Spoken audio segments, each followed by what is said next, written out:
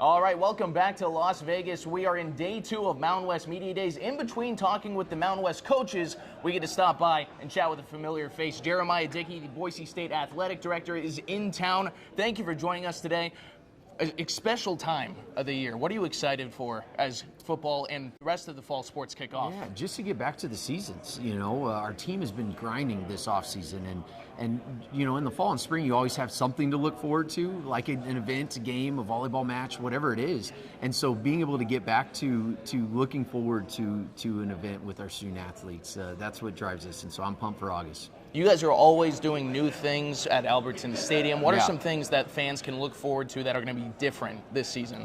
Well, obviously, we had one new video board last year. Now we have 2 that it's complete. We're working on the backing of that. We're also finishing up the lights, which is going to be really cool. I know our marketing team is really excited about that, and we need more. We always had all these night games. Now we only have a few. So I'm really looking forward to the night games, and I know our team is pumped about that. And then obviously there are a bunch of ticket promotions and other things as we continue to drive 6 games, 6 sellouts. That's a priority for us, and so we are trying to eliminate all excuses for fans to not come. And I think we've done a really good job in terms of improving on our concessions, improving on the facility, and I'm really excited, and hopefully fans see the work that's being done, and they're excited too. Speaking of the 6 games, 6 sellouts mantra, I'm really excited about this ticket opportunity, the We Win, You Win deal. For fans not familiar, you buy a ticket to UCF. If Boise State wins, you get a ticket to the next home game in North Dakota. It keeps going. I got to ask, how do you guys benefit from this? It seems like it's too good to be true. Look, at the end of the day, season ticket base creates our pipeline, and we know a capital campaign is coming, and it's important. Everything we bring in, we are reinvesting into the department, and so we saw it play out in basketball, and it was a great promotion for us, and I'm really grateful that our team brought it forward, and I think that it ties into, I know it ties into our mentality. We're going to be innovative, we're going to live it out in action, and we're going to find creative ways to drive our Bronco Nation to Albertsons Stadium. And like I said before, we're going to eliminate all excuses, and it's not going to be because of cost, it's not going to be because of opportunity, it's not going to be because of fan experience. Someone is going to have to just not come. And we're continuing to chip away at that, and I'm excited to see as we head into August, because you're going to start seeing more come out, and you're going to start seeing more ticket promotions, etc. And really proud of our team and the work they're doing. One of the big hot topic items throughout this Mountain West Media Days has been NIL. It's been really exciting over this summer to see Boise State student athletes get a chance to get out in the community, but people are worried about the controversy surrounding that. Some people are asking for more regulations. Where do you stand on all that? Do you like this system? Do you want to see more rules in place? Honestly, I do believe we need stronger guardrails. I think depending on who you talk to, a number of different schools are doing it different ways, and obviously that's been very public. At the end of the day, the cat is out of the bag, and we are not going backwards. And so better defining it, I think, will pay dividends for all of us. I do foresee a day and believe that we will end up, sharing revenues with our student athletes, and I think that's coming. And if we can get out ahead of that and really define our own expectations, which you all hear me say a lot, I think that's going to pay dividends for all of us. And that ties into our mentality in the department, and that's why we've moved forward with our relationship with the collective and name, image, likeness in general, and really excited the work that's being done behind the scenes. So yesterday we got the big news, finally, officially, that San Diego State will be staying in the Mountain West Conference. Just what's your take on all that in this era of realignment, and maybe how the Mountain West handled that situation? One, I think the Mountain West handled it the best they could, and these are challenging situations. Just like name, image, and likeness and transfer portals, a lot is happening in our industry. I have a lot of empathy for everyone involved. I have a lot of respect and appreciation. I'm good friends with the athletic director at San Diego State. I'm glad that they are in our conference, and I'm excited to move forward.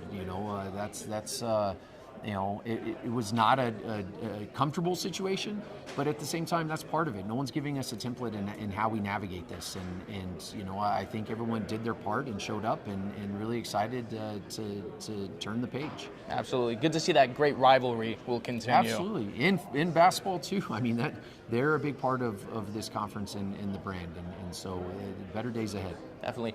Mountain West Commissioner Gloria Nevarez is getting real comfortable and familiar now with the conference as she continues. What have you seen from her leadership in a time where everybody kind of needs to be pushing ahead at full speed?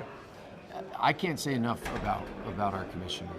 From the time she hit the ground, and you see it play out even in media days. How organized it is, and the attention to detail, and the strategy behind it, and that's a big part of who I am. And so I see a lot of similarities, and I'm really appreciative of how she's approaching things. Right now in our industry, and whether you call it chaos or a crisis or both, we need bold leaders, and we need people to make decisions, and that's what she's doing, and she's leading that team, and her team under her, they show up and they are serving the members of this conference, and I appreciate that, and have been a part of various committees, and I'm seeing it play out in action, and that's something that gives me a lot of hope in our future, and I'm bullish on our brand, and especially with CFP expansion and some of the things that will positively impact us, and so I'm really grateful for her and excited to see what she has next.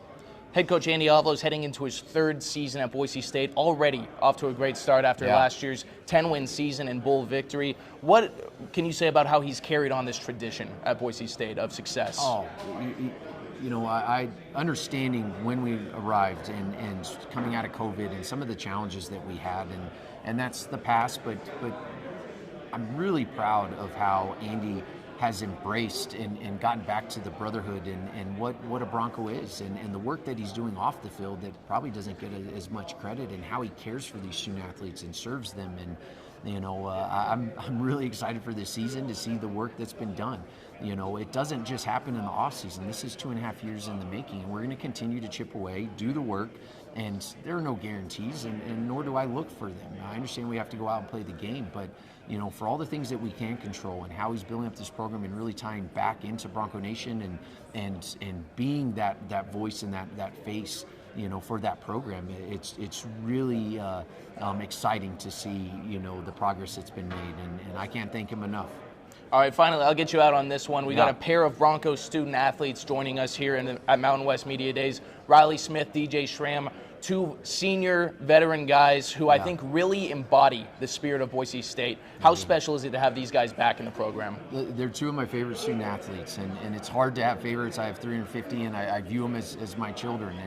But those two guys, having seen them grow, and how they approach not just the practice and the stuff that the workouts and whatever else, but how they're connecting within the community and how they're serving, and where our job is to prepare them for life, and it makes a difference when those student athletes embrace that, and to see those two guys, and I'm really proud of them, and you couldn't ask for better representatives of Bronco Nation here in our department and team. Awesome. Well, thank you so much for joining us. It's going to be an exciting year. We always appreciate you taking the time to come on the show.